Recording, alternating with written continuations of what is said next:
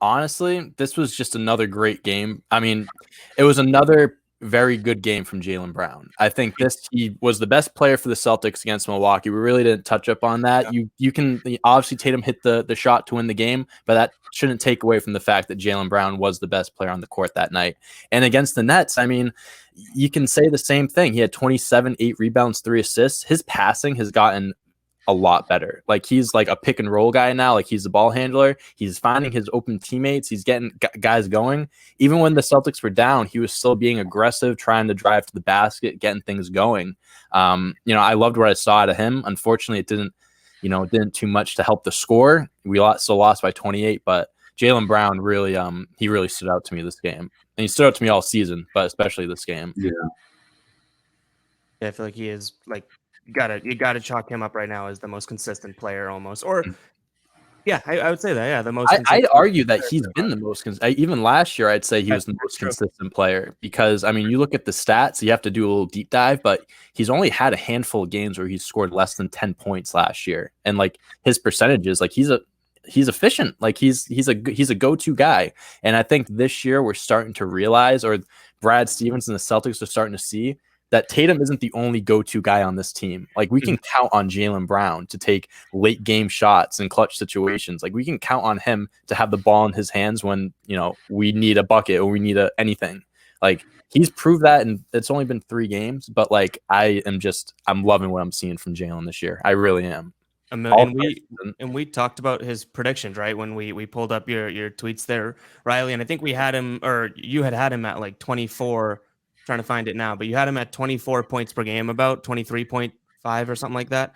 Yeah. He's averaging 26 now, and so far what I've seen at Jaylen Brown, that's not like we talked about some years, like can he keep it up? Everything Jaylen's done, Dante, you just touched on it too, like efficient wise too. It's like everything Jaylen's done, this is sustainable. Like it's not like oh my god, he's caught fire to start the year. Like Jaylen Brown has been a very calm, cool, and collected 26 point per game scorer through 3 games. So it's a good sign because, as much as we harped on last episode, oh my god, they only have Jason and Jaylen, like blah blah blah. But if Jaylen Brown is dropping 26 plus points per game, that's we're in a way way different boat in terms of where we thought, because that's, I don't know, another 5 points that they might not have been getting, which can clearly make a difference. A couple of these wins or losses have been decided by 1 point. Yeah, and I'm looking at his stats right now. The only thing that's really not great is his 3-point shooting. He's only shooting 23%, but he also really hasn't been the main focus of his game.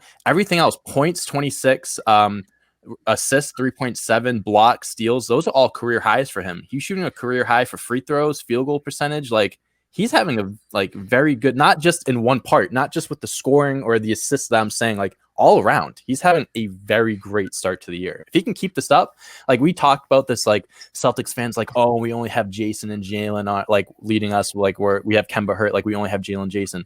Yeah, we have Jaylen and Jason, and if Jaylen Brown takes that step up to kind of get close to where Jason is, damn, like this team's good. Like they're good. They're going to be fine.